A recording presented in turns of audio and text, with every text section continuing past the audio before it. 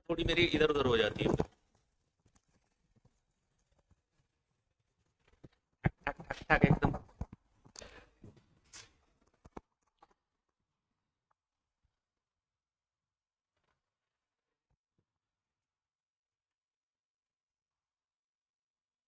Chair पे बैठ कैसे गए मुझे तो समझ में नहीं आ रहा।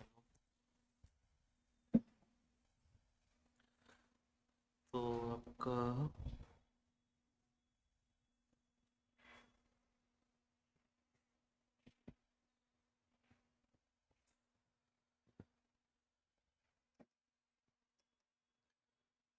आपका टॉपिक है revision of chapter 5 strategy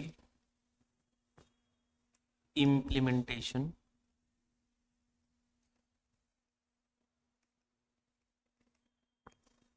and evaluation.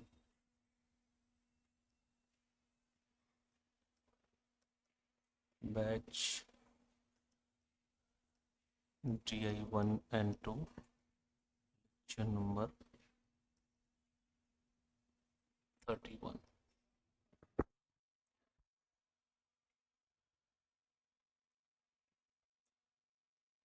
अब ये जो चैप्टर नंबर 5 आपने पढ़ा था, इसको हमने टॉपिक्स में डिवाइड किया हुआ था और टॉपिक वाइज इसको हमने कंप्लीट किया हुआ था। इसमें कई टॉपिक्स थे, तो इस चैप्टर को टॉपिक वाइज ही हम रिवाइज करेंगे। आज 2 क्लास लगेगी, एक आज की और एक और क्लास लगेगी 1.5 घंटे की।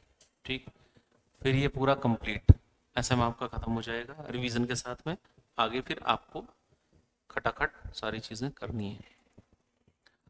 अब इसमें जैसे हमने लास्ट क्लास में जब स्टार्ट किया था इसको, तो इसमें कुछ पॉइंट्स हैं जो सबसे पहले हमने स्टार्ट किया था। सबसे पहले हमने इसमें स्टार्ट किया था दिस पॉइंट,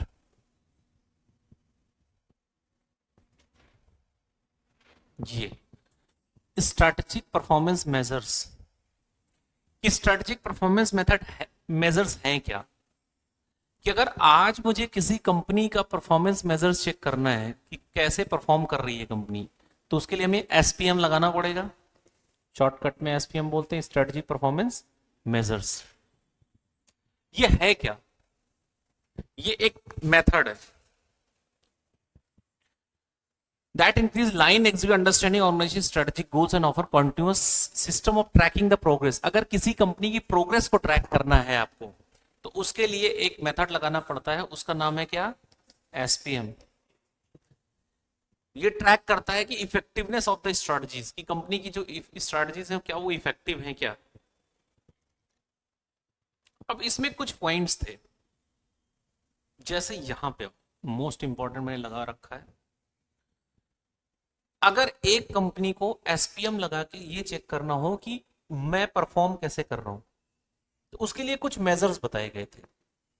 एक तो फाइनेंशियल मेजर को कंसीडर करके कंपनी के बारे में पता चल सकता है कंपनी कैसे परफॉर्म कर रही है।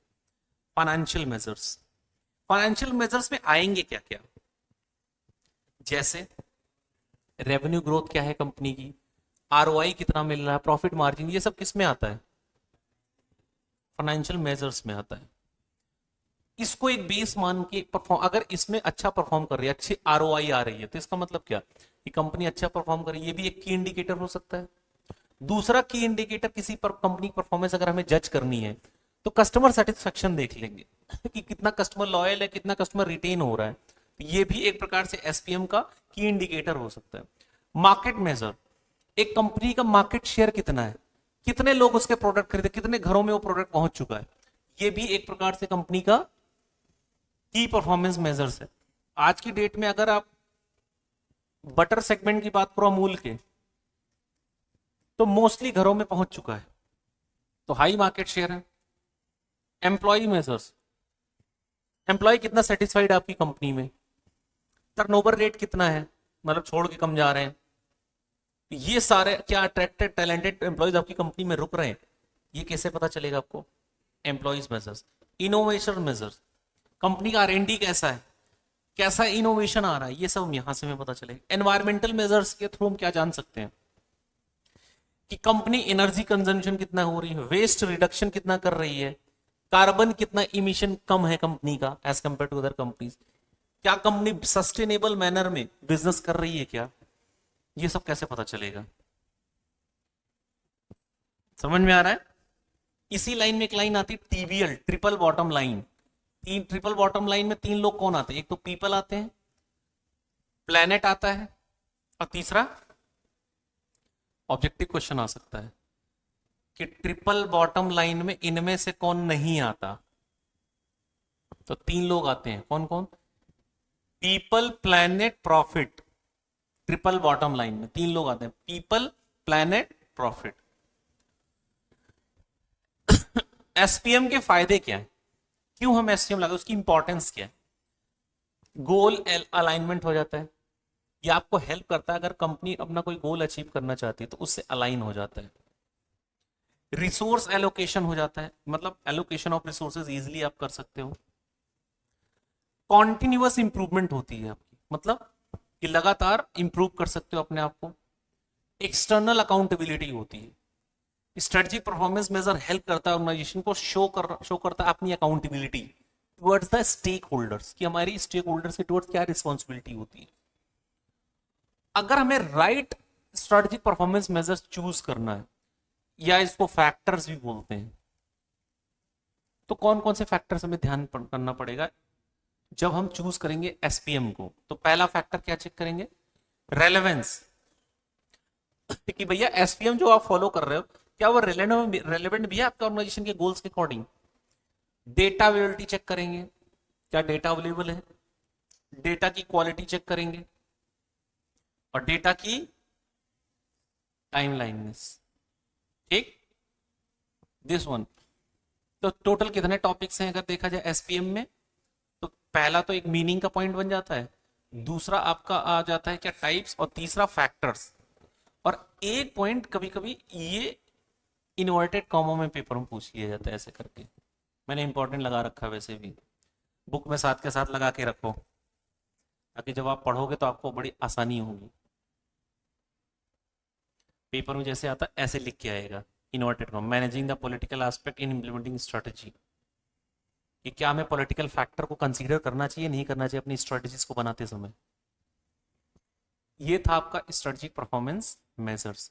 उसके बाद एक बहुत इंपॉर्टेंट कॉन्सेप्ट आपने पढ़ा था, ये स्ट्रेटेजिक कंट्रोल। दो तरह के स्ट्रेटेजिक कंट्रोल थे आपके, टाइप्स ऑफ स्ट्रेटेजिक कंट्रोल। कितने टाइप्स के स्ट्रेटेजिक कंट्रोल थे? एक प्रीमाइज कंट्रोल, देखता हूं कितने लोगों को याद है। प्रीमाइज कंट्रोल की एक वर्ड में बोलो, किस पे बेस्ड होता है? अजम्पशन पे बेस्ड होता है। किस पे बेस्ड होता है? अजम्पशन पे बेस्ड होता है। स्ट्रेटेजिक सर्विलांस में कंपनीज क्या करती हैं? यहां पे कंपनीज हर जगह से जो इंफॉर्मेशन मिल रही है हर जगह से इंफॉर्मेशन लेती हैं और उसको यूज करती हैं अपने अपने स्ट्रेटजीज में। अच्छा, स्पेशल अलर्ट कंट्रोल का क्या होता है? जब कोई अनएक्सपेक्टेड इवेंट्स हो जाए जिसकी वजह से कंपनी को अपनी स्ट्रेटजी रिकंसीडर करना पड़ जाए, तो उसको बोलते हैं कौन सा कंट्रोल लगाएंगे फिर हम? Special alert. इंप्लीमेंटेशन कंट्रोल में क्या हो रहा है? यहाँ स्टेप्स में चलता है कॉन्सिक्वेंशियल, इसमें कुछ बातें हम चेक करते हैं, मॉनिटरिंग, स्ट्रेटेजिक थर्स्ट और माइलस्टोन रिव्यू। उसके बाद में one of the most important, this one, leadership. Important topic है ये पेपर के लिए। इसमें सब टॉपिक्स कितने थे पहले वो हमें जानना है। पहला एक क्वेश्चन ये बनेगा, क्वेश्चन नंबर 1, कि एक मैनेजर के पास वो 5 लीडरशिप रोल कौन से हैं? कि कंपनी के जो मैनेजर्स हैं उनको वो 5 लीडरशिप रोल कौन से प्ले करने होते हैं? तो कौन कौन से 5 लीडरशिप रोल्स हैं? सबसे पहले, staying on the top, what is happening, कि हो क्या रहा है कंपनी में, और क्लोजली उसको मॉनिटर करना है प्रोग्रेस को, और सॉल्व करना है इश्यूज को, राइट? दूसरा रोल मैनेजर्स का क्या है as a leader? Spirit de corps, मतलब क्या? Team work. क्या है? Team work. तीसरा रोल क्या है? Responsive to changing conditions. Fourth role क्या है? लीडरशिप तो करना, लेकिन कैसे करना है? Ethical leadership and insisting company conduct model corporate citizen. ये इंश्योर करना है मैनेजर्स को कि कंपनी बिहेव करे as a model corporate citizen, मतलब एक जिम्मेदार नागरिक की तरह। और लास्ट में क्या करना उनका रोल?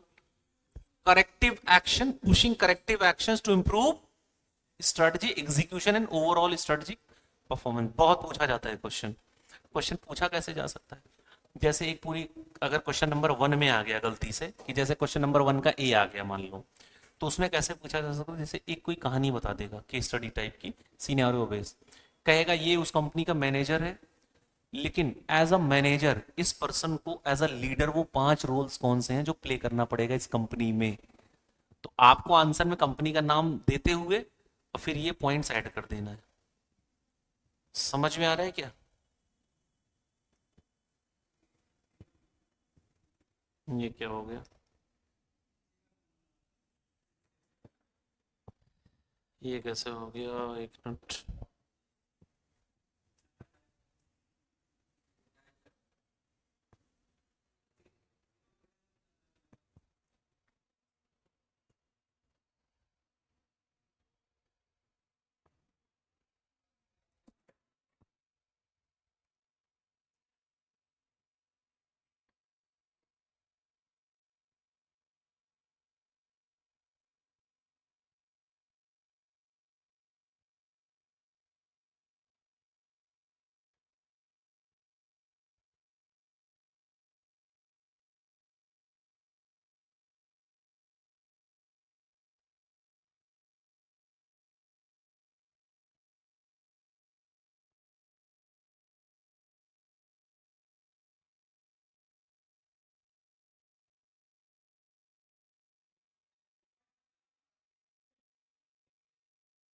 क्या?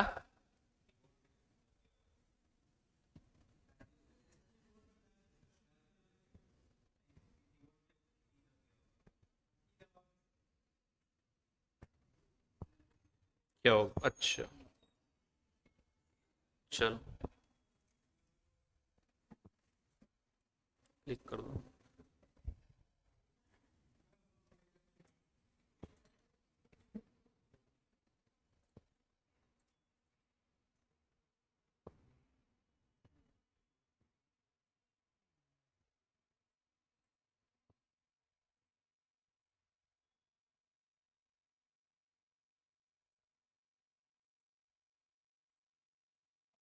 ठीक है।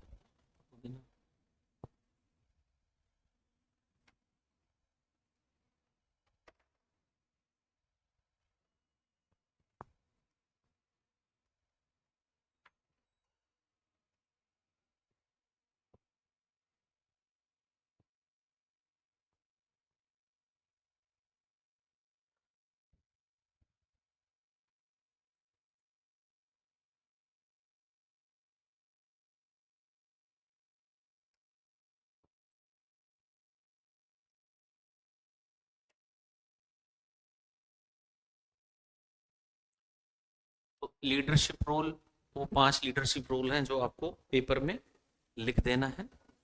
दूसरा क्वेश्चन जो इसमें हमने डिस्कस किया था वो था आपका, एक क्वेश्चन था transformational leader versus transaction leader, जिसमें आपने प्रॉपर साइड में हेडिंग बना बना के लिखी हुई थी। देखो ये हेडिंग्स थी।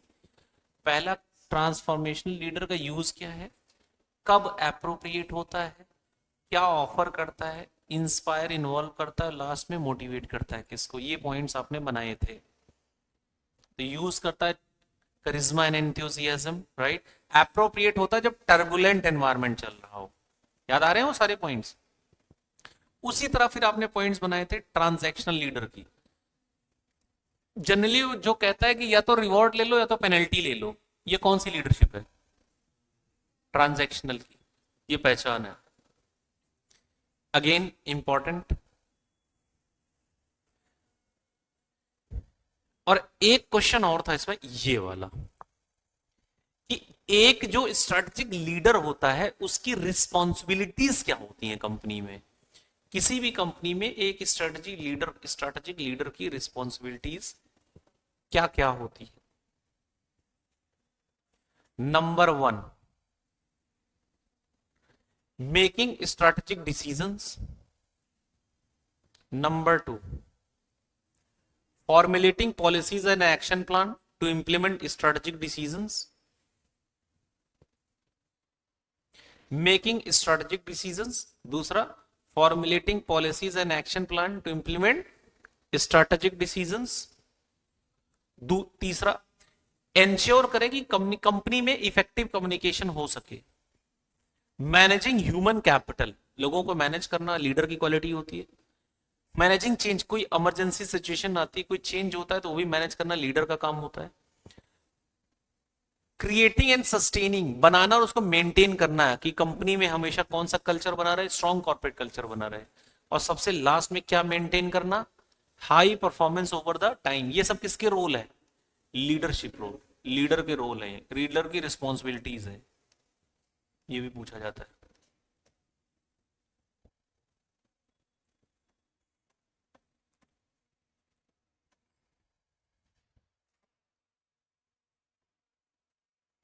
उसके बाद स्ट्रक्चर तो बाद में देखेंगे इसको एक साथ।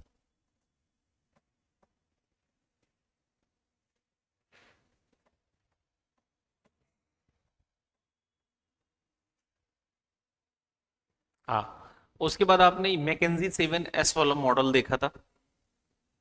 मैकेंजी 7S क्या है, एक टूल था जो क्या एनालाइज करता था, कंपनी की ऑर्गेनाइजेशन की पूरी डिजाइन, किया कंपनी की ऑर्गेनाइजेशन डिजाइन ये डिसाइड करता था या चेक करता था। इसमें मैकेंजी 7S दो मॉडल्स पे फोकस करती है, एक सॉफ्ट एस, एक hard S. Soft S elements कौन कौन से और hard S. Soft S elements में चार है, शेयर्ड वैल्यूज, स्टाफ, स्किल्स और स्टाइल। लेकिन हार्ड एलिमेंट्स कौन कौन से हैं, स्ट्रैटेजी, स्ट्रक्चर और सिस्टम्स। ये चार इसके पॉइंट्स हैं। इस मॉडल की लिमिटेशंस क्या थी, मजबूरी क्या थी, प्रॉब्लम क्या है, डिसएडवांटेज क्या है इसका। ये एक्सटर्नल एनवायरनमेंट की जो इंपॉर्टेंस है उसको क्या कर देता है। This model does not clearly explain the concept of organisational effectiveness और performance. The model is considered to be more static and less flexible for decision making। उसके बाद लास्ट में कह रहे हैं generally criticise of missing out the real gaps नहीं पहचान पाता है। ये एक इसका ड्रॉबैक, कभी कभी पेपर में ये भी आता है कि मैकेंजी 7S डिफाइन करो और उसकी लिमिटेशंस बताओ। अब आता है कि अगर किसी कंपनी को डिजिटल ट्रांसफॉर्मेशन लाना है, कंपनी में डिजिटल ट्रांसफॉर्मेशन लेके आना है, तो वो कौन से पॉइंटर्स हैं जिनको आपको ध्यान में रखना है। पॉइंटर नंबर 1, सबसे पहले specify with digital transform and objective. पहले तो आपको क्या सेट करना पड़ेगा कि मैं डिजिटल ट्रांसफॉर्मेशन, डिजिटल टेक्नोलॉजी के कुछ चेंजेस लाना चाह रहा हूं, तो मेरा एम या ऑब्जेक्टिव क्या है। सेकेंड स्टेप आपका क्या होगा, कम्युनिकेट करना पड़ेगा। थर्ड स्टेप क्या होगा, कोई रेसिस्टेंस आता है तो उसके लिए तैयार रहना। फोर्थ में फिर क्या करना है, चेंजेस कैसे लेके आना है धीरे धीरे। और लास्ट में क्या करना है, असिस्टेंस एंड ट्रेनिंग प्रोवाइड करना है अगर कोई नीडेड हो तो। इसी से ही रिलेटेड एक पॉइंट और पढ़ा था कि अगर कोई मीडियम साइज या स्मॉल साइज बिजनेस है तो उसको अगर चेंज मैनेज करना है तो कैसे होगा, चेंज की शुरुआत कहां से होनी चाहिए, टॉप से। और इंश्योर करना है कि चेंज क्या है, नेसेसरी भी है और डिजायर्ड भी है। रिड्यूस डिस्ट्रप्शंस अगर कुछ उनको कम करना है, कम्युनिकेशन एनकरेज करना है। और अगेन लास्ट में क्या था, recognise that the change norm not exceptions, कि चेंज जो है वो कोई एक्सेप्शन नहीं है, ये जरूरी है आपके लिए।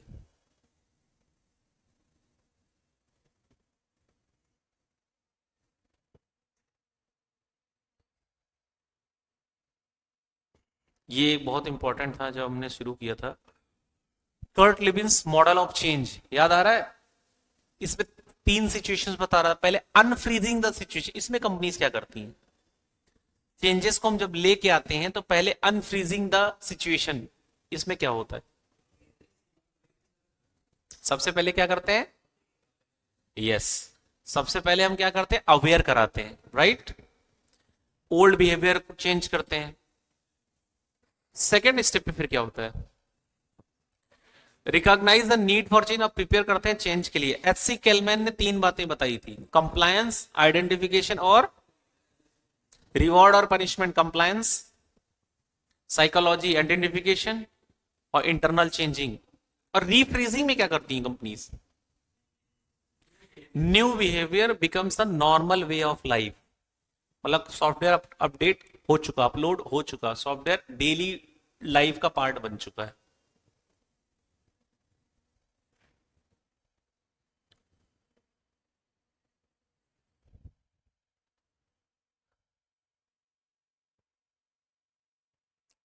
Again most important question, strategy formulation, strategy implementation में डिफरेंस क्या है, दोनों में अंतर क्या है। पहला मीनिंग क्या है, स्ट्रेटजी फॉर्मुलेशन में होता क्या है, फॉर्मुलेट मतलब बनाना, इसमें प्लानिंग, डिसीजन मेकिंग इन्वॉल्व होती है गोल्स के लिए, और इंप्लीमेंटेशन में क्या हो रहा है, एग्जीक्यूट करते हैं प्लान्स को। फोर्सेस के बीच में डिफरेंस बनाया था आपने, मतलब placing the forces before the action, और ये मैनेजिंग द फोर्सेस। कौन सी एंटरप्रेन्योरियल एक्टिविटी है फॉर्मुलेशन, कौन सी एडमिनिस्ट्रेटिव टास्क है। स्ट्रेटजी फॉर्मुलेशन का मेन एम्फेसाइज या फोकस किस पे होता है, इसका कौन सा प्रोसेस है, दोनों, एक इंटेलेक्चुअल रैशनल प्रोसेस है और दूसरा ऑपरेशनल प्रोसेस है। किसके बीच में कोऑर्डिनेशन होता है, कहां, एक में तो टॉप लेवल पे और एक में मिडिल एंड लोअर लेवल पे। कौन सी स्किल्स की रिक्वायरमेंट होती है दोनों में, एक में intuitive logical skills, conceptual intuitive और एनालिटिकल स्किल, और एक में क्या चाहिए, लीडरशिप। कौन सा पहले आता है, स्ट्रेटजी पहले बनती है इंप्लीमेंट होती है पहले, तभी लिखा हुआ है स्ट्रेटजी फॉर्मुलेशन प्रीसीड्स, प्रीसीड्स का मतलब होता है बिफोर, पहले कौन आता है, स्ट्रेटजी फॉर्मुलेशन, तब वो क्या आता है, और स्ट्रेटजी इंप्लीमेंटेशन किसको फॉलो करती है, फॉर्मुलेशन को। बहुत पूछा जाता है क्वेश्चन।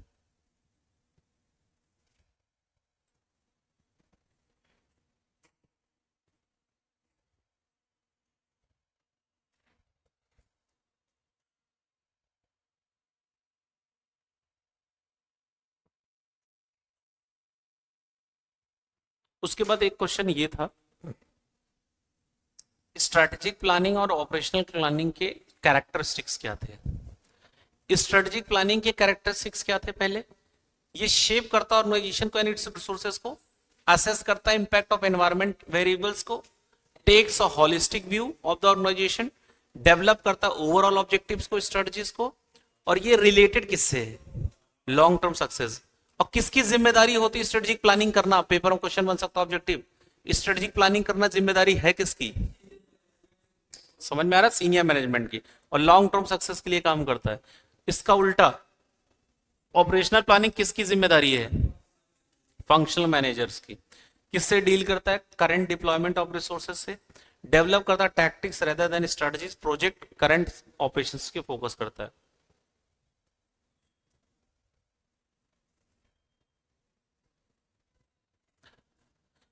उसके बाद एक क्वेश्चन आता है कि स्ट्रेटेजिक मैनेजमेंट के स्टेजेस क्या क्या है, या कह लो स्टेप्स क्या क्या है। स्ट्रेटेजिक मैनेजमेंट की डेफिनेशन क्या है, स्ट्रेटेजिक मैनेजमेंट की डेफिनेशन कहां पड़ी थी, याद है चैप्टर नंबर 1 में क्या थी स्ट्रेटेजिक मैनेजमेंट की डेफिनेशन। स्टेजेस यहां दी गई, स्टेप्स यहां दिए गए, डेफिनेशन वहां दी गई है। टॉपिक नंबर 1 ही था, मीनिंग एंड नेचर। और मीनिंग में क्या था, SM, set of strategic management process is a set of activities that firms manager undertake, याद आ रहा है, वो डेफिनेशन किसकी थी? स्ट्रेटेजिक मैनेजमेंट की। उसके स्टेजेस क्या है, कैसे हम स्ट्रेटेजिक मैनेजमेंट लगाएंगे, एसएम कैसे फॉलो होगा। सबसे पहले कंपनीज क्या डेवलप करेंगी? विजन डेवलप करेंगे, mission goals and objective. Simple word में अगर इसको एक वर्ड में बोलना है, स्ट्रेटेजिक इंटेंट। क्या डेवलप करेंगी? Strategic intent. ठीक। दूसरा, फिर अगला काम क्या होगा स्ट्रेटेजिक मैनेजमेंट का? Environmental and organisational analysis. मतलब क्या? External and internal analysis. Environment मतलब एक्सटर्नल, ऑर्गेनाइजेशन मतलब इंटरनल। थर्ड स्टेप पे फिर क्या करेंगी कंपनीज? स्ट्रेटजी बनाई जाएंगी, और जब बन के सिर्फ रखना नहीं है, बनने के बाद फिर स्ट्रेटजीज क्या कर देना है? इंप्लीमेंट करना है। और लास्ट स्टेप पे फिर हमने क्या पढ़ा था? Strategic evaluation. और अगर कोई डेविएशंस हो रही हैं तो उसको हम क्या करेंगे? कंट्रोल करेंगे।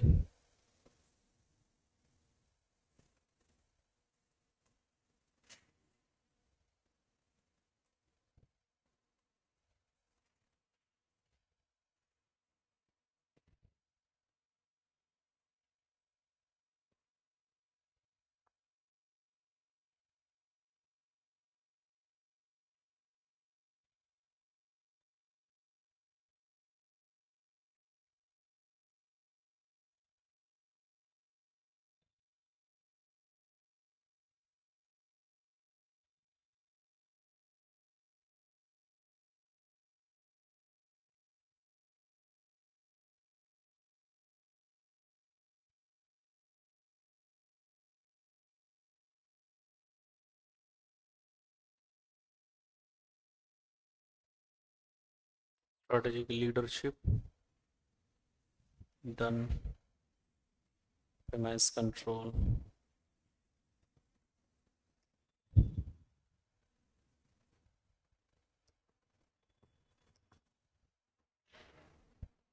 ऑर्गेनाइजेशन स्ट्रक्चर वाले में तो कल उसको अलग से करेंगे, सारे स्ट्रक्चर्स जो है। आज का मेन फोकस होगा उसके अलावा जितने टॉपिक्स हैं।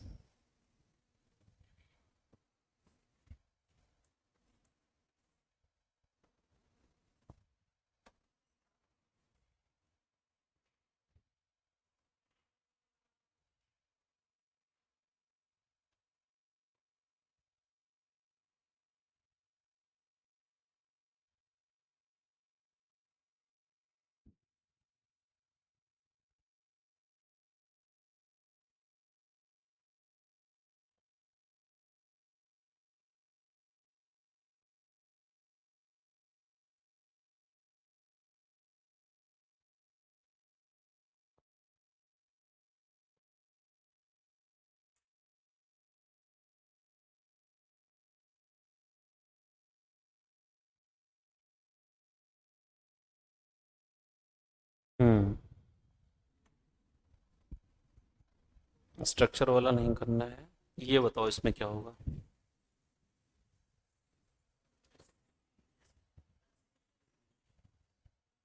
कौन सी लीडरशिप होगी? 4।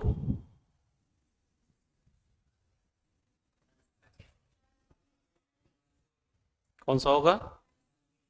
Transformational leadership. Third, question number 5।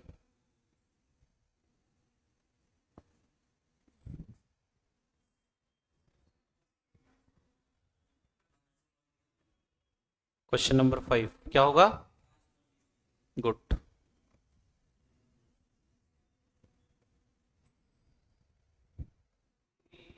Unique होता है सबका। इसमें बताओ।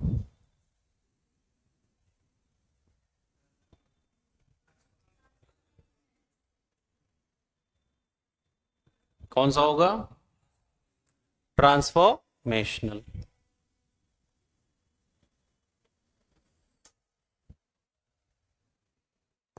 इसमें बताओ क्या भरा जाएगा, कहाँ पे क्या भरा जाएगा, दोनों जगह चेक करके देखो भर के।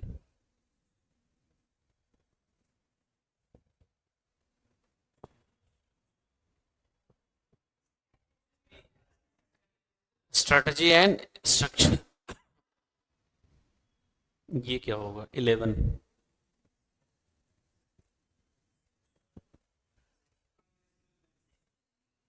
ट्रांजैक्शनल,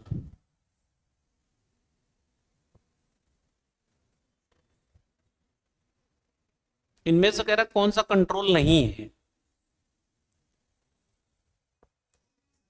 सभी है।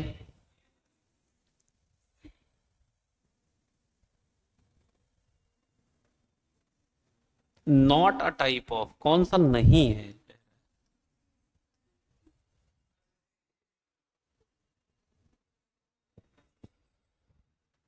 कौन सा नहीं लग रहा है आपको? ये नहीं है। इसमें बताओ।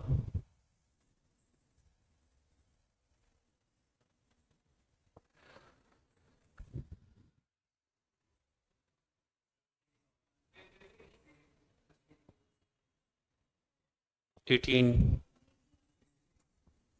Unfreezing. Which process simply makes the individual or organization aware of the necessity of change or prepare them for such change?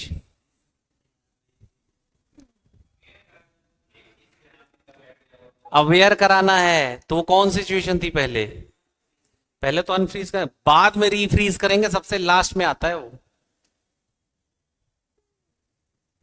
इसमें क्या आएगा?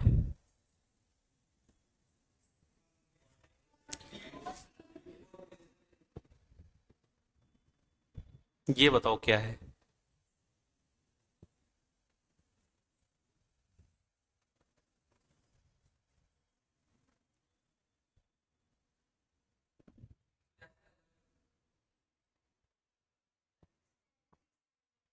क्या है?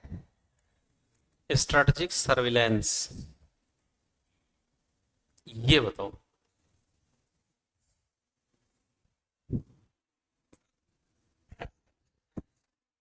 कह रहा कौन सा नहीं है? तीन है, एक नहीं है। सेटिस्फैक्शन।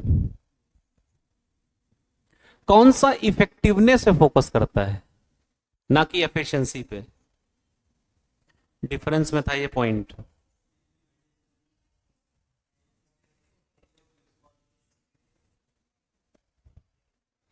स्ट्रेटजी फॉर्मुलेशन इफेक्टिवनेस पे फोकस करता है। इम्फेसिस, याद आ रहा है वो पॉइंट? क्वेश्चन बन गया उससे। और वो एफिशिएंसी फोकस करता था।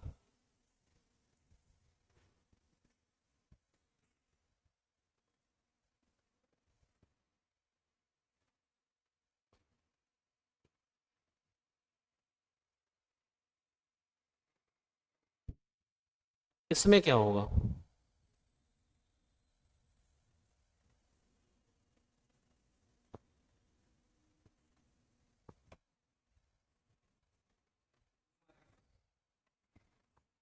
प्रमोटिंग। इसमें क्या आएगा?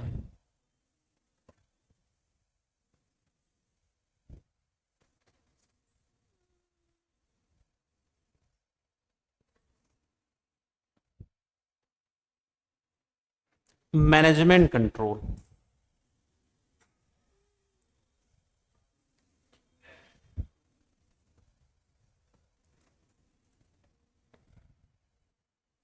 ये बताओ।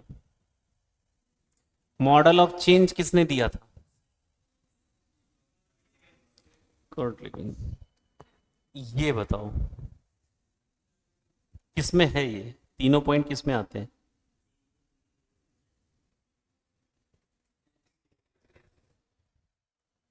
कौन सा स्ट्रेटजी कंट्रोल का पार्ट नहीं है? नहीं है।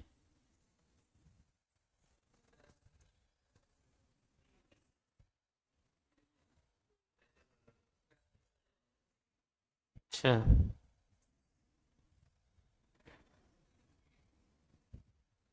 क्वेश्चन पढ़ रहे हो क्या कह रहा है? कौन सा नहीं है? तीन है, एक नहीं है। स्ट्रेटजिक कंट्रोल वो तीन थे।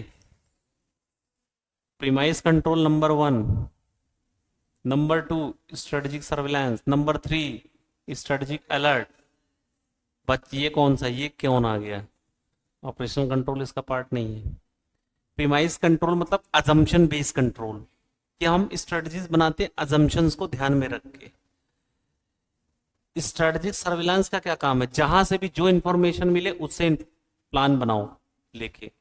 स्पेशल अलर्ट कंट्रोल, अगर कोई अनसर्टेनिटी आ जाती है तो हम कैसे रिएक्ट करेंगे जिसमें हमारी स्ट्रेटजी इनइफेक्टिव हो जा रही है।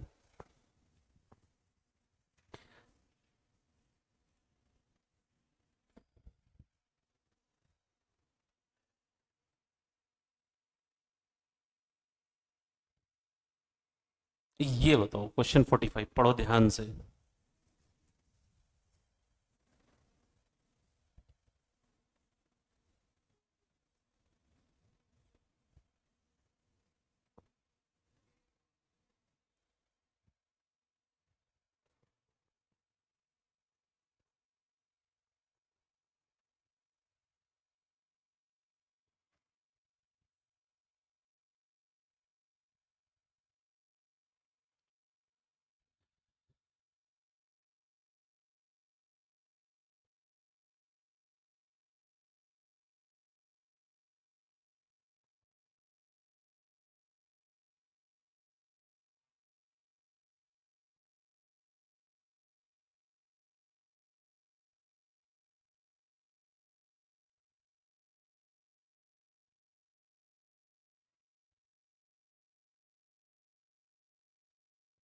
दिमाग लगाओ,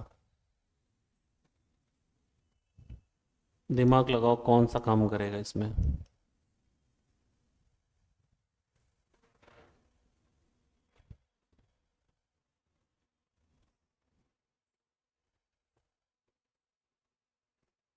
थोड़ा सा अपना अपना दिमाग, कभी कभी ऐसा क्वेश्चन आता है एकदम सिंपल क्वेश्चन है, लेकिन अगर इस क्वेश्चन को ध्यान से पढ़ोगे दो तीन बार तो आपको ऑप्शन समझ में आ जाएगा, ये फिट बैठ रहा है इसमें। तो पूरी केस स्टडी पढ़ो ध्यान से इसको पहले। Shamita joined a global X consulting firm as an analyst in financial fraud mitigation. Financial fraud mitigation department. In her very first assignment, she faced integrity dilemma where her subordinates had missed calling out potential financial risk which could impact the overall fraud rating of the organization. She quickly reached out to her seniors who appreciated her diligence, immediately reported the same to senior management. In this way, which soft or hard acting in favor of? Yes, shared values ही, कि वो culture ऐसा बन रहा है उसका, मतलब कहने का मतलब इंटीग्रिटी डिलेमा सिचुएशन से शेयर्ड वैल्यूज हेल्प कर रही है वहां पे। इसमें क्या आएगा?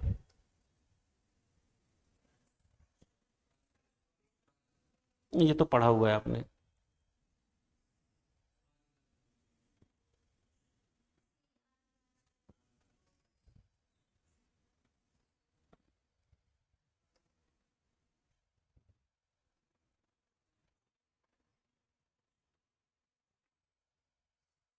बजटरी कंट्रोल, ये किस में आता है?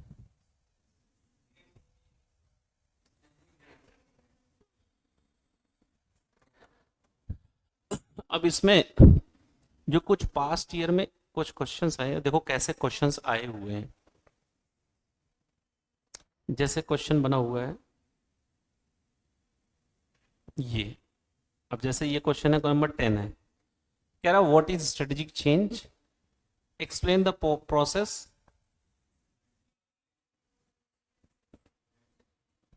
अब ये देखो ये क्वेश्चन आया, difference between transactional leader and transformational leader. अगर मान लो ये क्वेश्चन आपके पेपर में आता है, लेट्स चेक आउट, अगर ये क्वेश्चन आपके पेपर में आता, सेम यही क्वेश्चन आ जाता है। अब मेरा क्वेश्चन है कि आप इसकी प्रेजेंटेशन कैसे करोगे। देखो दो तरीके से प्रेजेंटेशन होती है, एक तो है आपने हेडिंग बना के दोनों को अलग अलग लिख दिया, और एक तरीका है कि जैसे पॉइंट जैसे डिफरेंस लिखा हो, जैसे पहले ये पढ़ो जो आंसर है, पहले सब लोग ये पढ़ लो एक बार, स्क्रीन पे जो आंसर सब लोग पढ़े इन्होंने कैसे प्रेजेंट किया है, और फिर उसके बाद आपकी बुक खोलना है मुझे।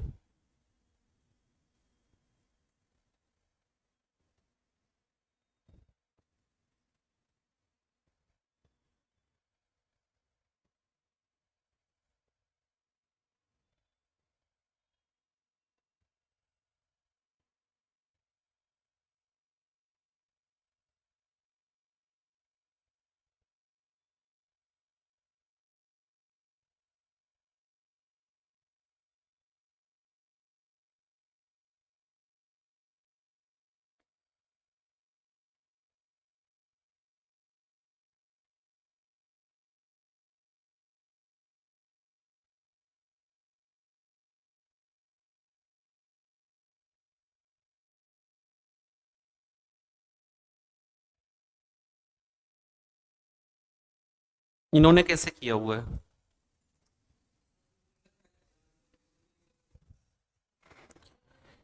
पहले उसी पॉइंट को, जैसे देखो ट्रांसफॉर्मेशनल लीडरशिप स्टाइल यूजेस, वो क्या यूज करती है, और ये भी देखो दोनों को एक डिफरेंस में कन्वर्ट कर दिया। दूसरा देखो कौन कब अप्रोप्रिएट रहता है, दूसरा डिफरेंस किस पॉइंट के बेस पे कर दिया, पहला यूज के बेस पे डिफरेंशिएट कर दिया, दूसरा अप्रोप्रिएट कब कौन होगा, और तीसरा पॉइंट क्या चीज करते हैं, किस पे फोकस होता है। ट्रांसफॉर्मेशन लीडर इंस्पायर करता है, एक्साइटमेंट ये सब, और ट्रांजेक्शन लीडर क्या प्रेफर करते हैं। समझ में आ रहा है क्या? ये पेपर के एंगल से one of the most important question में से एक आता है।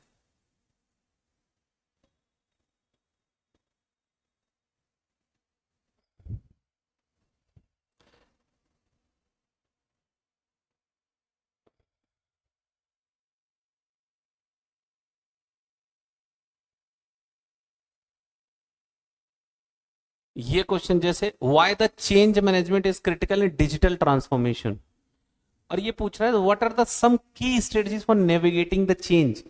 डिजिटल ट्रांसफॉर्मेशन के लिए वो नेविगेटिंग द चेंज क्या क्या होगा, वो की पॉइंट्स क्या क्या होंगे।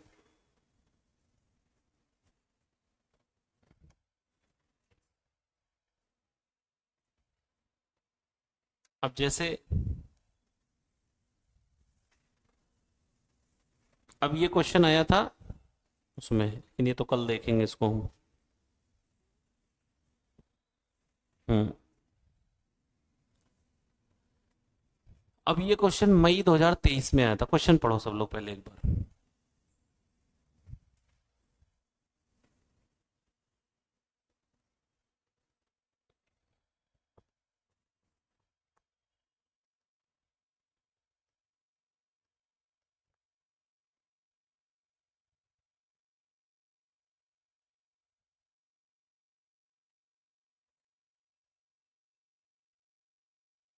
समझ में आ रहा है?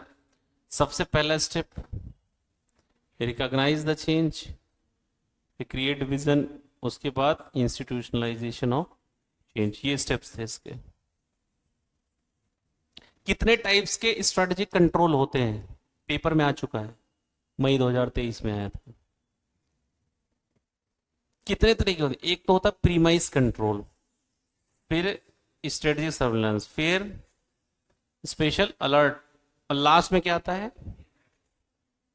समझ में आ रहा है कि चार थे।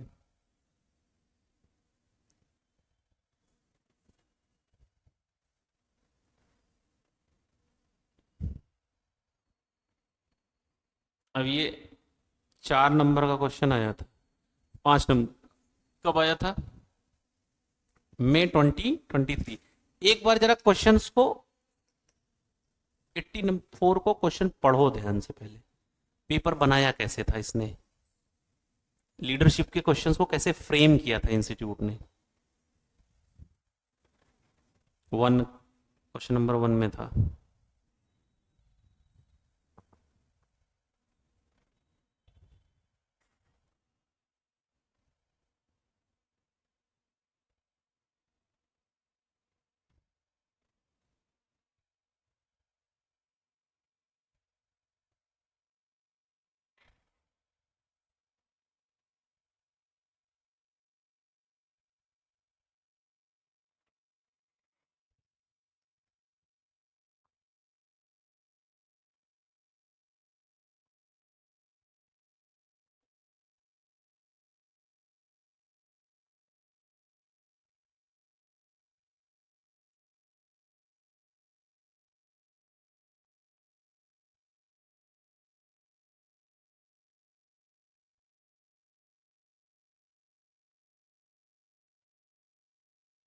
पूरा पढ़ के फिर आपको ये 3 क्वेश्चंस को ध्यान से पढ़ना, क्या पूछ रहा है।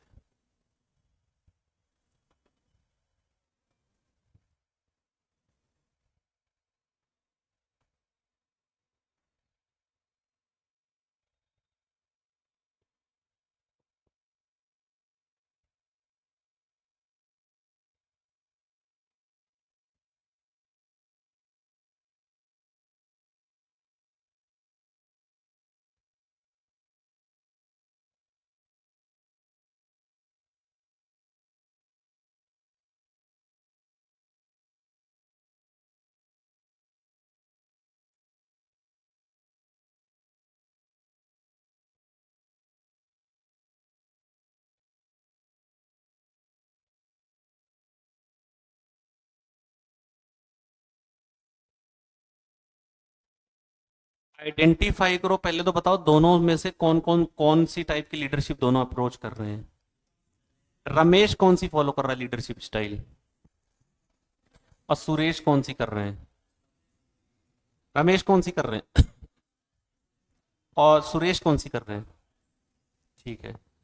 अब कह रहा है कि आपको अगले क्वेश्चन में यह बताना है कि कौन सी सिचुएशन में कौन सी लीडरशिप स्टाइल सुटेबल रहती है, अप्रोप्रिएट रहती है, बताओ।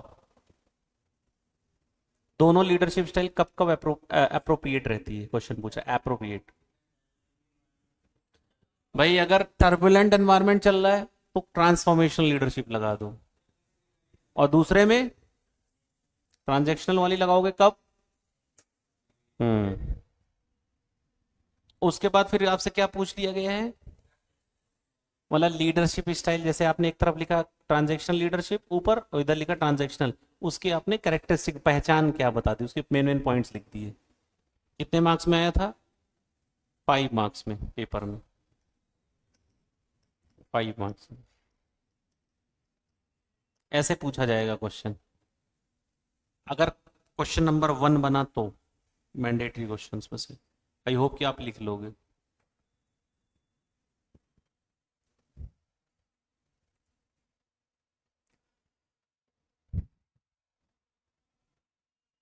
Again same question.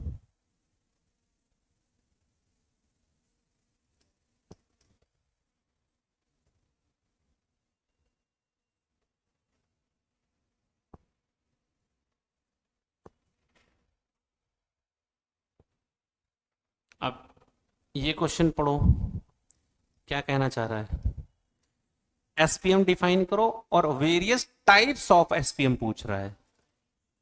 याद आ रहा है वो सारे फाइनेंशियल्स, कस्टमर सेटिस्फेक्शन, वो सारे पॉइंट्स वही पूछ रहा है आपसे। देखो ना, financial, customer satisfaction, market measure, employee measure, innovative measures, environmental measures.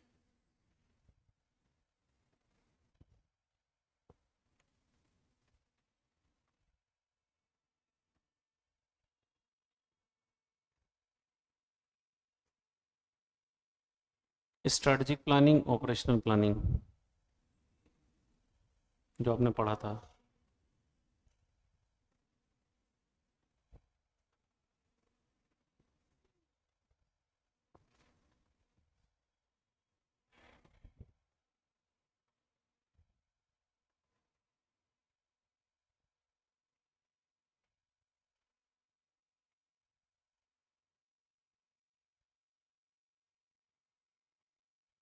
Transformational leadership style, transactional leadership style, same वैसे ही।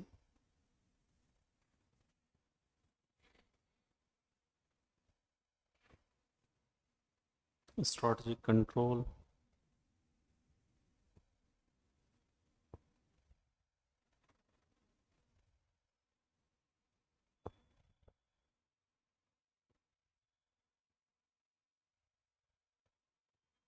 चेंज को इनिशिएट करना है तो कैसे लगाया जाएगा किसी कंपनी में। सबसे पहले तो हम रिकॉग्नाइज करेंगे चेंज की नीड क्यों है। सेकंड स्टेप है फिर हम क्या करते हैं, थर्ड स्टेप पे लास्ट में 3 ही स्टेप्स होते हैं।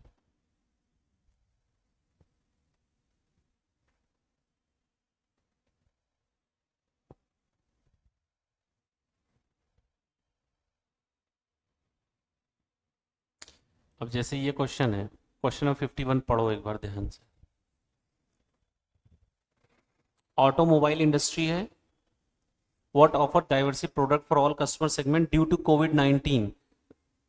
The changes took place in the economy forced the company to change its strategy. Being the CEO of the company, what stages will you follow developing executing new strategy? SM की वो strategies पूछ रहा है आपसे, stages पूछ रहा है SM की। कितनी स्टेजेस थी, याद आ रहा है। पहले स्टेप पे क्या करोगे, सेकंड स्टेप पे फिर क्या कर रहे थे, थर्ड स्टेप पे फिर क्या करना शुरू किया, फोर्थ स्टेप पे फिर क्या हुआ, और सबसे लास्ट में क्या किया आपने। हम्म।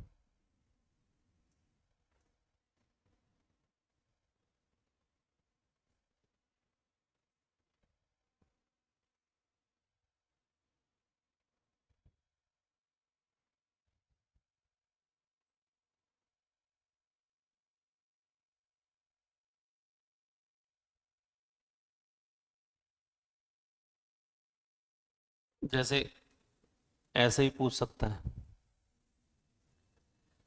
Discuss three methods for reassigning new pattern behaviour. H C Kelman ने वो तीन बातें क्या बोली थी? Compliance, strictly enforcing the reward and punishment, identification, और या लास्ट में।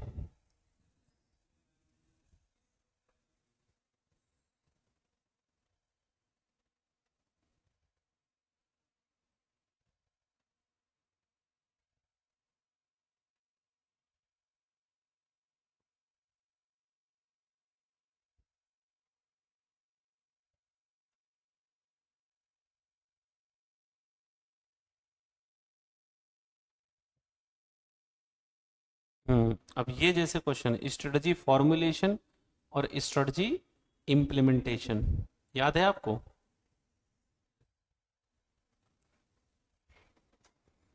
स्ट्रेटजी फॉर्मुलेशन और स्ट्रेटजी इम्प्लीमेंटेशन, ये क्वेश्चन सब लोग याद करके मुझे लिख के दिखाओगे अभी क्लास में। Strategy formulation versus strategy implementation. एक बार पढ़ लो, पहले बुक से पढ़ लो, एक बार बुक से पढ़ लो।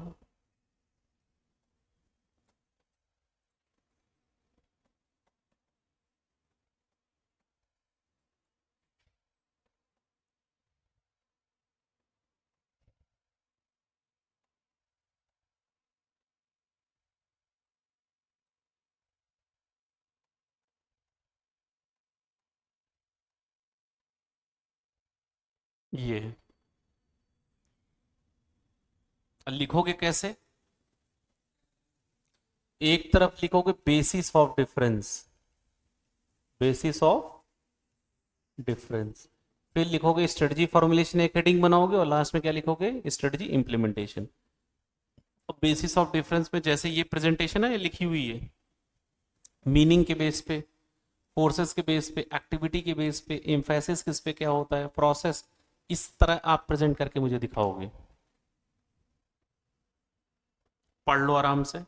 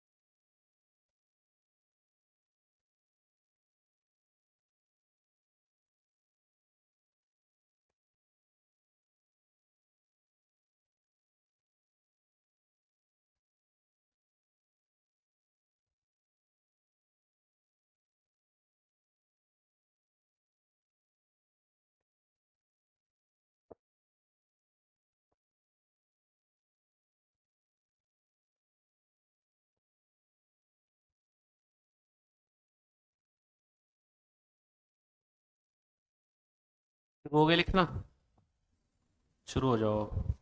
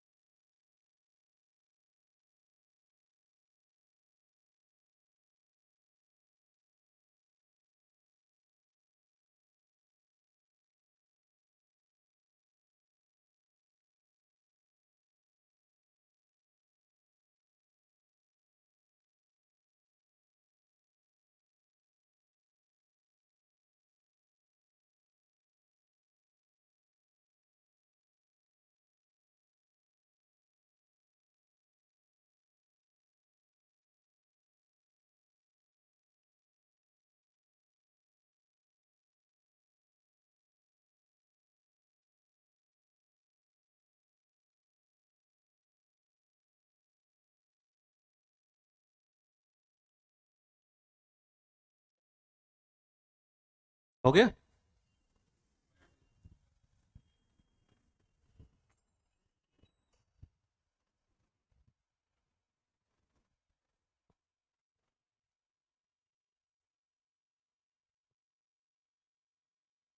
बेसिस का है, basis of differences.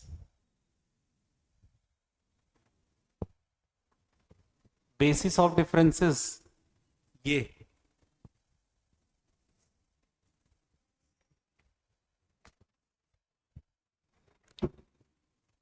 Basis of differences main, उसी की बेस पे तो याद रहेगा आपको पेपर में।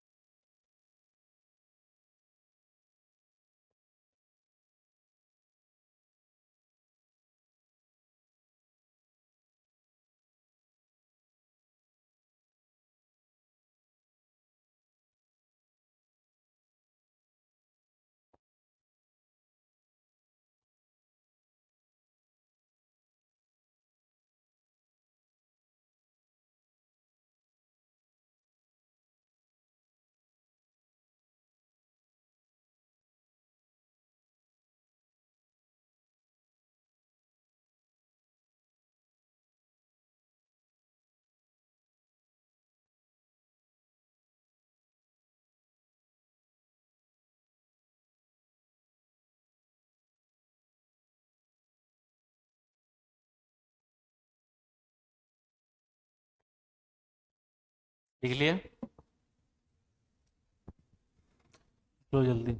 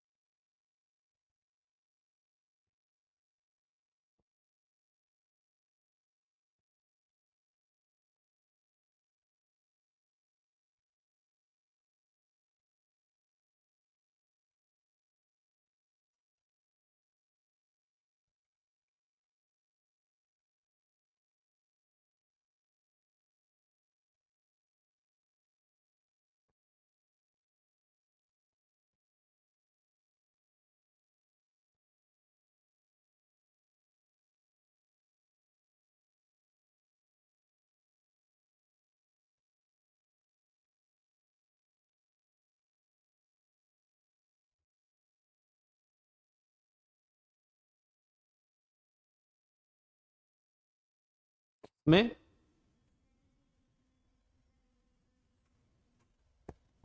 स्ट्रेटेजिक इम्प्लीमेंटेशन का लिंकेज और इश्यूज। ठीक है, करो इसको पहले।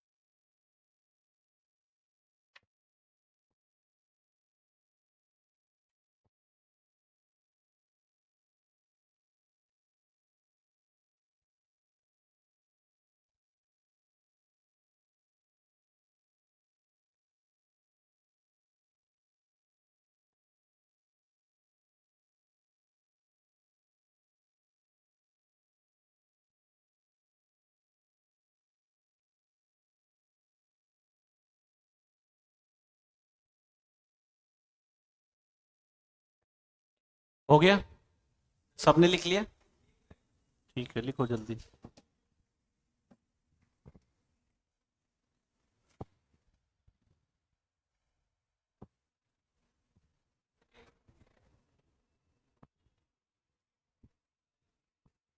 कौन सा रह गया?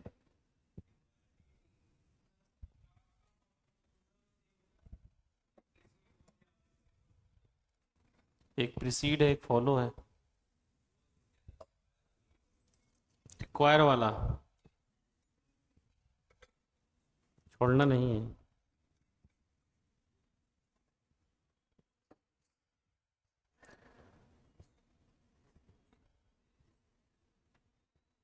आप क्या कह रहे थे? इशू इन लिंकेज, कहने का मतलब है कि जो भी स्ट्रेटजी इम्प्लीमेंटेशंस हैं उसमें क्या क्या इश्यूज क्रिएट होते हैं, कहाँ कहाँ जैसे स्ट्रेटजी मैं इम्प्लीमेंट कर रहा हूं, तो स्ट्रेटजी इम्प्लीमेंटेशन के टाइम पे वो कौन कौन से इश्यूज क्रिएट होते हैं, कहाँ कहाँ इशू क्रिएट होते हैं। तो कुछ पॉइंट्स हैं जहां जहां इश्यूज क्रिएट होते हैं, जैसे प्रोजेक्ट इम्प्लीमेंटेशन के टाइम पे इश्यूज क्रिएट होते हैं, प्रोसीजरल इम्प्लीमेंटेशन में प्रॉब्लम होती कई बार, रिसोर्सेस को एलोकेशन में भी प्रॉब्लम होती है, इश्यूज क्रिएट होते हैं, स्ट्रक्चरल इम्प्लीमेंटेशन की कैसे उसको इम्प्लीमेंट करें स्ट्रक्चर बनाते समय, फंक्शनल में भी, और लास्ट में बिहेवियरल इम्प्लीमेंटेशन। कट शॉर्ट इसका कहने का मतलब ये है, जब भी कोई स्ट्रेटजी बनाई है आपने, आप उसको इम्प्लीमेंट करोगे तो वो कौन कौन से इश्यूज क्रिएट होते हैं, कौन कौन सा सेगमेंट्स में क्रिएट होते हैं। तो वो ये सेगमेंट्स हैं जो हमने पढ़ा था। एक प्रोजेक्ट इंप्लीमेंट करते समय या प्रोसीजर के टाइम पे, रिसोर्स बांटते समय कई बार इश्यूज क्रिएट हो जाते हैं, स्ट्रक्चरल इंप्लीमेंटेशन में और फंक्शनल इंप्लीमेंटेशन में, और लास्ट में बिहेवियरल इंटरप्रिटेशन में। यहां हर तरह की प्रॉब्लम्स क्रिएट होती है।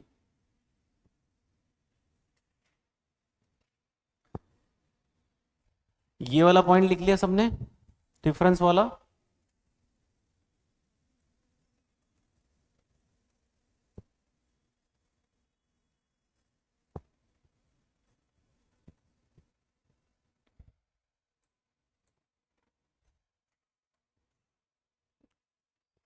एक टॉपिक और था इसका,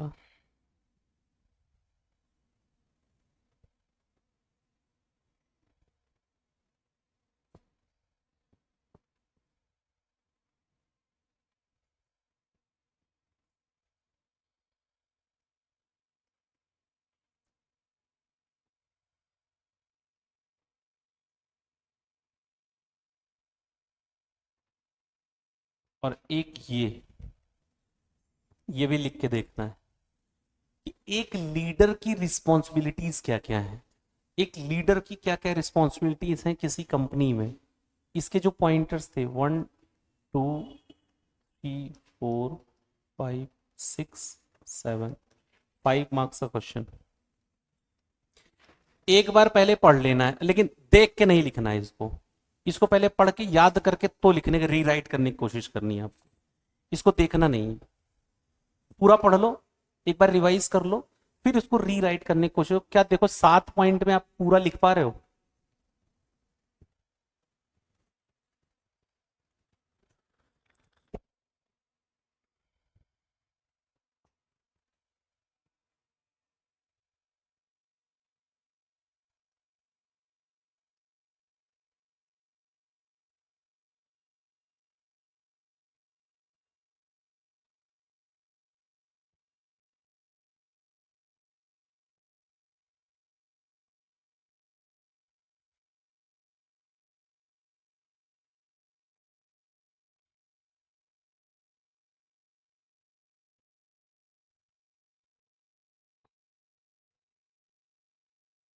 इसको नहीं, जैसे याद आए वैसे लिख सकते हो, लेकिन लिखना है। सीरीज कोई जरूरी नहीं कि इंस्टीट्यूट ने लाइन से ऐसे लिखा था आपको भी ऐसे लिख। याद हो जा रहा है तो लिख दो, नहीं याद हो रहा। मेन मुद्दा इसे ही का है कि तुम्हें 7 पॉइंट लिखने होने चाहिए वहां कॉपी में। अब आपको याद आ रहा, मान लो क्वेश्चन पॉइंट नंबर 4 पहले, तो वो लिख दो, बट लिखा होना चाहिए आपकी आंसर शीट में।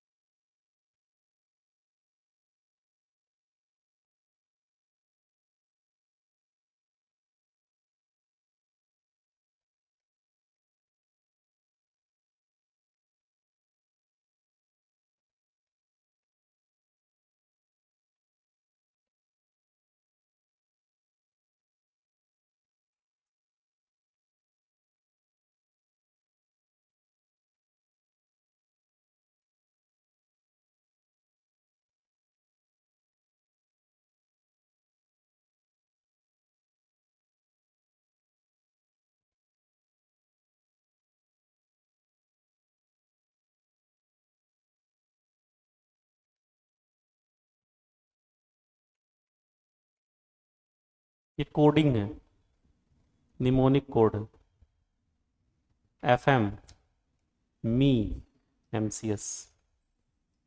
और मैंने नंबरिंग भी लिख दी है, कौन सा पॉइंट किस नंबर का मैंने कौन सा पॉइंट लिया है। MCS लास्ट का तो पॉइंट सीक्वेंस में है, 5 6 7। FM में पॉइंट नंबर F सेकंड वाला पहले लिया है, M को सेकंड में, फर्स्ट में। फोर्थ पॉइंट से मी, और M से फोर्थ पॉइंट, E से थर्ड पॉइंट। अब इसका फुल फॉर्म एक्सप्लेन कर दो।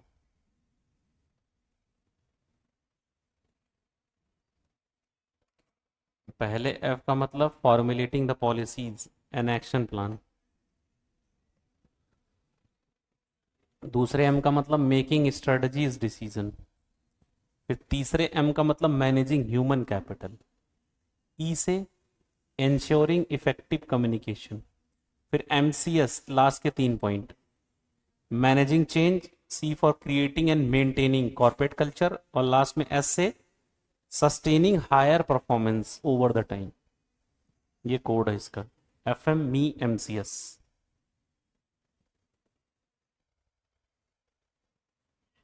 फाइनेंशियल मैनेजमेंट मी।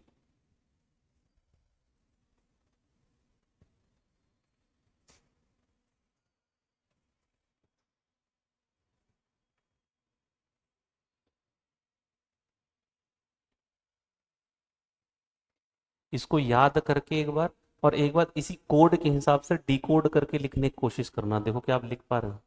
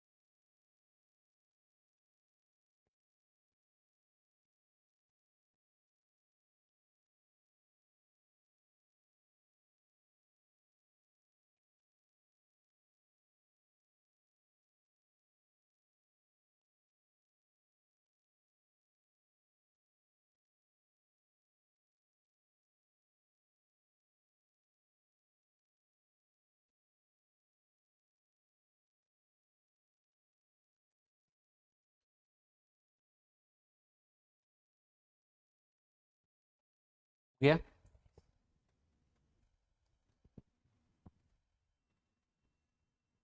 FME MCS।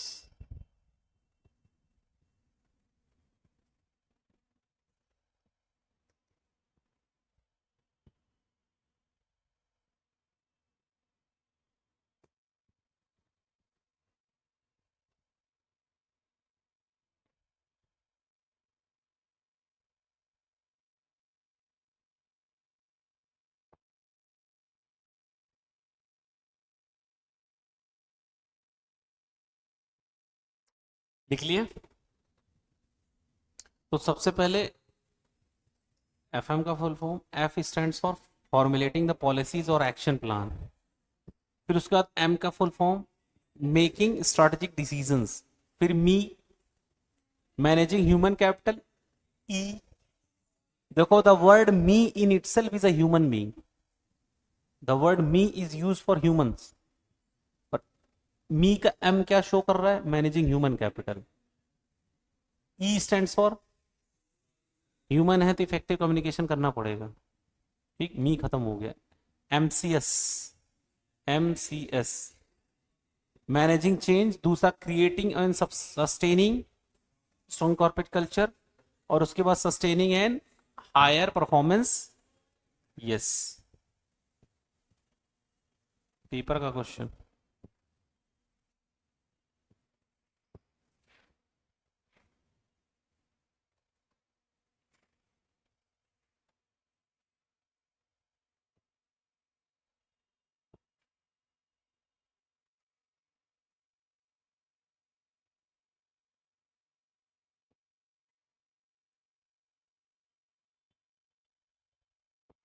अब जैसे इंस्टीट्यूट को देखो, जैसे ये क्वेश्चन है, क्वेश्चन नंबर 4 आपने प्रेजेंट किया था, ये जो क्वेश्चन है। अब इन्होंने जो क्वेश्चन नंबर 4 प्रेजेंट किया, आप इसको ध्यान से देखना।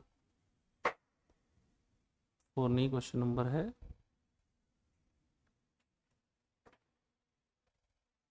देखो इन्होंने इसी क्वेश्चन को कैसे प्रेजेंट किया है, जैसे आपने लिखा था।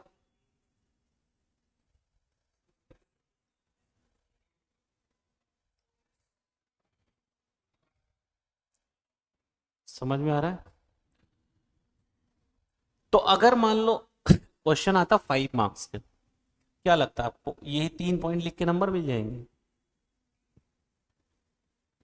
ये 3 तो लिखना ही लिखना है, इसके अलावा जो आपने वहां पढ़े हैं ना, वो हेडिंग्स बना बना के, वो सारे लिखने हैं। तब 5 आउट ऑफ 5 मिलेंगे आपको, छोड़ना नहीं है।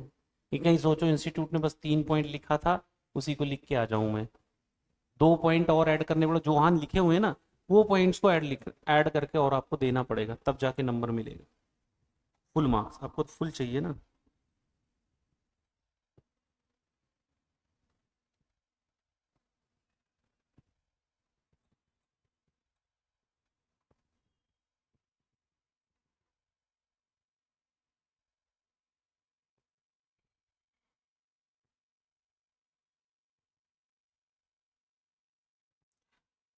अच्छा, इसमें जैसे मान लो टाइप्स ऑफ स्ट्रेटेजिक कंट्रोल में आपने देखा था, एक assumption based, premise, surveillance, special alert, और लास्ट वाला ये 4th। बहुत अच्छा क्वेश्चन बनता है। अच्छा, प्रीमाइस का मतलब क्या होता है? अजम्पशंस, कि जनरली हम जो अपनी स्ट्रेटजीज बनाते हैं वो कई अजम्पशन को बेस रख के भी बनाते हैं। तो कोई जरूरी है क्या कि अजम्पशन बेस जो आपने स्ट्रेटजी बनाई वो अजम्पशन सही निकल जाए लाइफ में? हो भी सकता है जो आपने एज्यूम किया हो वैसा ना हो। तो अब नहीं होगा तो फिर हमें क्या करना पड़ेगा? अपनी स्ट्रेटजी को रिकंसीडर करना पड़ेगा फिर हमें। यस, तो कह रहा है कि देखो सर्टेन अजम्पशंस जो हमें लेनी पड़ती हैं, बट कॉम्प्लेक्स टर्बुलेंट एनवायरनमेंट होता है, इसके लिए हमें कॉन्टिन्यूस मॉनिटरिंग करनी होती है। अब इसमें क्या कह रहा है कि जब भी आप मॉनिटरिंग करोगे तो 2 फैक्टर्स को मॉनिटर करोगे, एक एनवायरमेंटल फैक्टर्स को और दूसरा इंडस्ट्री के फैक्टर्स को इंपैक्ट करोगे। स्ट्रेटेजिक सर्विलांस को एक लाइन में बोलते हैं कि ये अनफोकस्ड है। क्या है ये? मतलब जहां से जो इंफॉर्मेशन मिले वहां से ले लो, मतलब फोकस नहीं है ना ये, यही तो कह रहा है देखो, अनकवर द अनएंटिसिपेटेड इंफॉर्मेशन, कहीं से भी ले लो। लेकिन स्पेशल अलर्ट कंट्रोल में क्या होता है, जब अनएक्सपेक्टेड इवेंट हो जाए तो उसके बाद हमें अपनी जो स्ट्रेटजीज है उन्हें क्या करना पड़ेगा, रिकंसीडर करना पड़ेगा, राइट। अच्छा, ये अनसर्टेन, ये जो स्पेशल अलर्ट कंट्रोल है जनरली कब लगाया जाता है, ऑब्जेक्टिव क्वेश्चन, कब लगाया जाता है, नेचुरल कैलामिटीज हो जाएं, टेररिस्ट अटैक्स हो जाएं, अनएक्सपेक्टेड मर्जर हो जाए, इंडस्ट्रियल डिजास्टर हो जाए, अगर ये सब होते हैं तो कौन सा कंट्रोल लगाओगे, इसी का अगर केस बेस्ड सिनेरियो में क्वेश्चन कन्वर्ट कर दिया जाए और दिखाया जाए कि उस कंपनी में अर्थक्वेक आ गया जिसकी वजह से वो एरिया में ऐसा ऐसा हो गया, अभी कंपनी अपनी इस कुछ स्ट्रेटजी चेंज कर रही है, कुछ पॉइंट्स कर रही है, फिर आपसे क्वेश्चन बना के पूछा जा सकता है कि यहां पे कौन सा कंट्रोल लगेगा या क्या लगेगा, प्रीमाइस कंट्रोल लगेगा या कौन सा लगेगा। तो हमें याद रखना, जब भी कोई अनसर्टेनिटीज आएंगी, जैसे नेचुरल डिजास्टर या कोई टेररिस्ट अटैक, अनएक्सपेक्टेड मर्जर, ये सब आएगा तो स्पेशल अलर्ट कंट्रोल लगाना पड़ेगा, ये ऑब्जेक्टिव क्वेश्चन के एंगल से। इंप्लीमेंटेशन कंट्रोल में क्या है, इसमें वो बोलते हैं सीक्वेंशियल एक्शन प्लान, एक सीक्वेंस हम कैसे उसको प्लान आउट करेंगे, कैसे उस काम को करेंगे।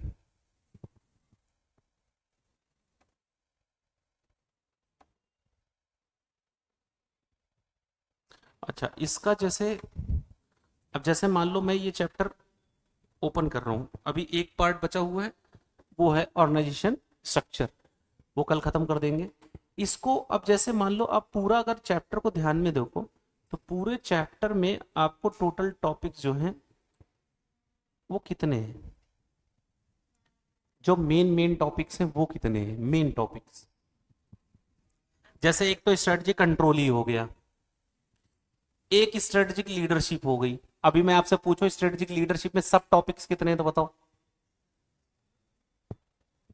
सब टॉपिक्स पूछ रहा हूं। एक मैनेजर एज अ लीडर, एक एक लीडर की क्या रिस्पॉन्सिबिलिटीज हैं, दूसरा ट्रांसफॉर्मेशनल ट्रांजैक्शनल लीडर, और कुछ है, सब टॉपिक्स, इसके सब टॉपिक्स यही है। उसके बाद ऑर्गेनाइजेशन स्ट्रक्चर में एक आता है McKinsey 7S, hard and soft. कितने सॉफ्ट एलिमेंट है, कितने हार्ड हैं, हार्ड एलिमेंट बताओ कौन कौन से, स्ट्रक्चर, सिस्टम, स्ट्रैटेजी।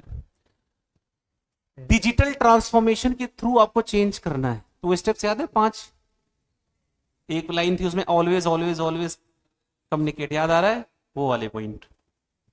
अच्छा, स्ट्रेटजिक परफॉर्मेंस मेजर में सब टॉपिक्स बताओ, एक तो मीनिंग, दूसरा टाइप्स, और थर्ड इंपॉर्टेंस, फोर्थ फैक्टर्स, यही चार है, उसके अलावा कुछ नहीं है उसमें। अब जो स्क्रीन पे नहीं दिख रहा है टॉपिक, वो टॉपिक आपको बताना है, इस स्ट्रक्चर को छोड़ के, ऑर्गेनाइजेशन स्ट्रक्चर वाले वो नेटवर्क वो सब छोड़ दो, उसके अलावा बताओ। लिंकेज हो गया, और हे भगवान हे भगवान नहीं, इन्होंने सही कहा, एसपीएम नहीं लिखा हुआ ना, स्ट्रेटजी परफॉर्मेंस मेजर लिखा हुआ है। अब मैं लिख देता हूँ एसपीएम, ठीक है। हाँ, डिफरेंसेस नहीं है इसमें, हाँ प्लानिंग ऑर्गेनाइजेशन नहीं दिख रहा है यहाँ पे, कंट्रोल ये रहा ना, strategy control,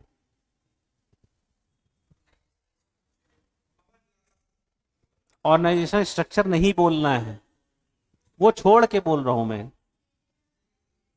stages of SM नहीं दिखा रहा है यहाँ पे, ये हालांकि इसी में कवर हो जाएगा ये, मतलब कहने का मतलब है कि ये जो मेन पॉइंट्स हैं, जो टॉपिक्स हैं इसके, ये वही हैं।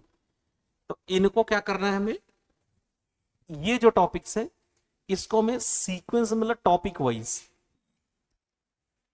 वाइज आपको ये चैप्टर रिवाइज करना है।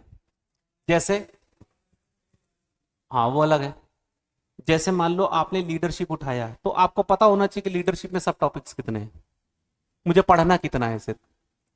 आपने उठाया स्ट्रेटजी कंट्रोल, आपको पता है कितने स्ट्रेटजी कंट्रोल्स हैं। एसपीएम उठाया, पता है आपको सब टॉपिक्स कितने हैं इसके अंदर। ठीक, तो इससे क्या फायदा होगा, इससे जो देखोगे तो पूरी बुक तैयार हो जाएगी, ये पूरा चैप्टर बहुत अच्छे से ग्रिप में आ जाएगा। अब उनमें से ही कोई 2 क्वेश्चन पूछे जाएंगे, मतलब रिटर्न वाले। बाकी एक ऑब्जेक्टिव हो जाएगा, वो अलग होगा। मतलब 10 नंबर का जो क्वेश्चन होगा, जैसे अब जैसे ये क्वेश्चन है,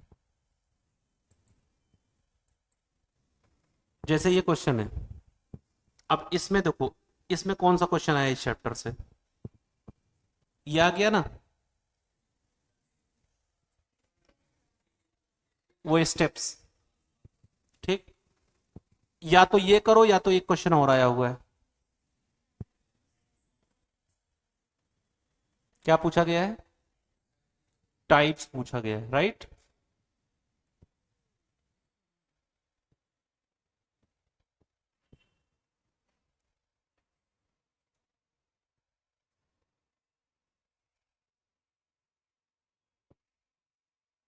और एक क्वेश्चन स्ट्रक्चर का आ गया था, ये स्ट्रक्चर का क्वेश्चन है, ऑर्गेनाइजेशन स्ट्रक्चर।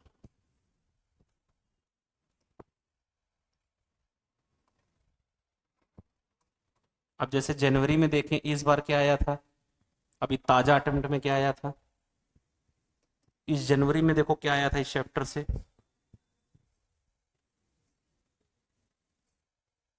लो देखा। और जो समझदार बच्चे होंगे वो पिछले अटेम्प्ट में क्या कहेंगे, पिछले अटेम्प्ट में आया था एसपीएम, एसपीएम के टाइप्स, अब नहीं आएगा इस अटेम्प्ट में इस टॉपिक से क्वेश्चन। और इस अटेम्प्ट में फिर तुरंत अगले ही अटेम्प्ट सितंबर के बाद तुरंत जनवरी में फिर क्या पूछ लिया, आपकी टाइप्स नहीं पूछा, आपकी क्या पूछा,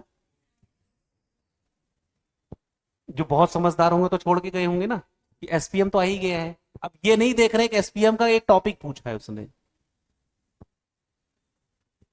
अब की बार क्या पूछ लिया, इंपॉर्टेंस फैक्टर बचा हुआ है अभी। ठीक है, उसके बाद फिर एक क्वेश्चन इसने पूछा ये वाला, और उसके बाद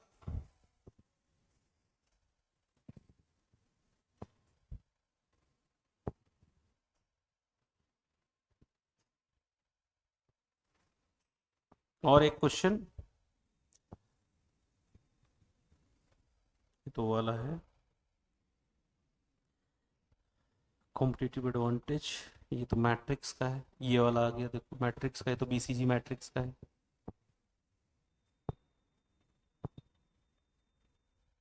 ये पहले चैप्टर से है, 5 forces model, competitive 5 forces model. और एक है product market growth matrix, tiger and चौक वाला याद आ रहा, market penetration, market development, product development, diversification, ये वो क्वेश्चन है, आइगर एंड चौक वाला, इजी क्वेश्चन। बेसिकली अगर आप पूरा पेपर देखें, पूरे पेपर का गेम चेंज वही कर देगा जो टॉपिक वाइज पढ़ के बैठा होगा। मतलब आप बताओ, चलो आप तो जो चीज पढ़ चुके हो उसको देखो। अब जैसे मान लो अभी ये क्वेश्चन आपने पढ़ा, एसपीएम क्वेश्चन पूछा जा रहा है क्या, एक नंबर में पूछा गया है एसपीएम की मीनिंग बताओ, तो ऑब्वियस सी बात है मैं एसपीएम की मीनिंग तीन तीन चार सेंटेंस में बता दूंगा एक नंबर में। उसके बाद फिर क्या पूछा 4 नंबर में, इंपॉर्टेंस याद आ रही है इसकी, रिलेवेंस एंड ऑल, तो वो 4 पॉइंट हेडिंग डाल के छाप देना है, फिर आपको इसमें 5/5 मिलता।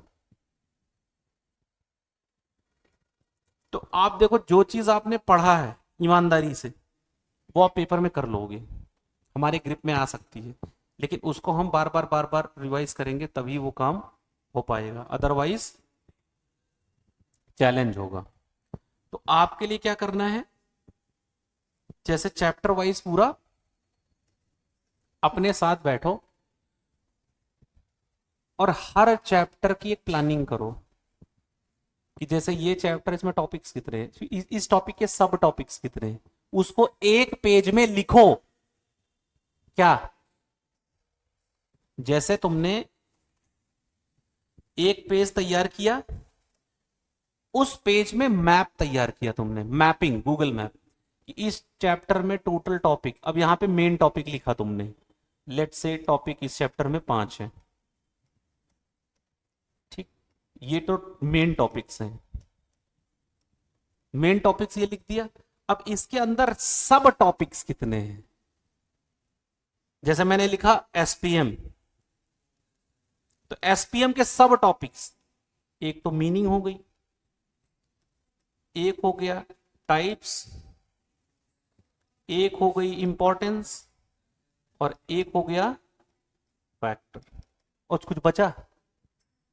This is the right way to study.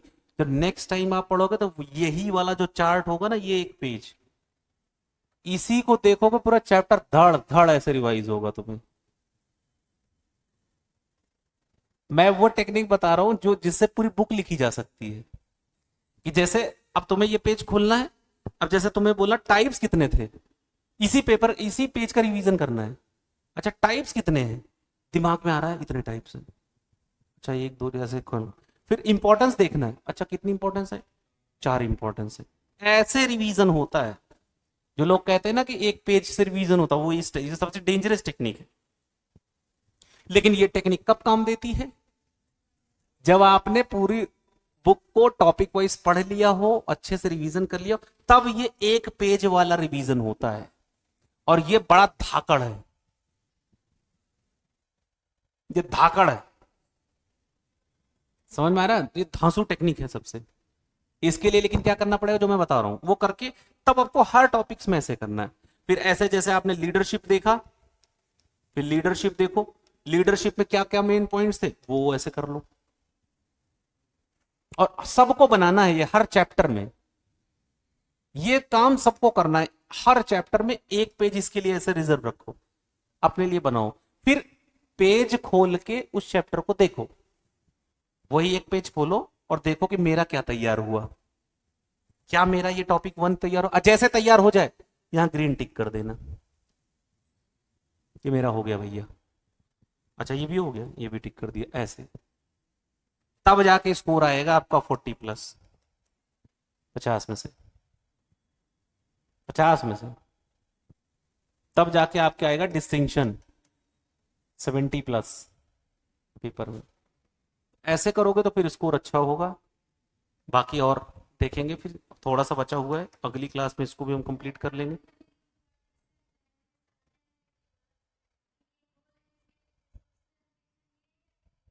क्या चीज, हाँ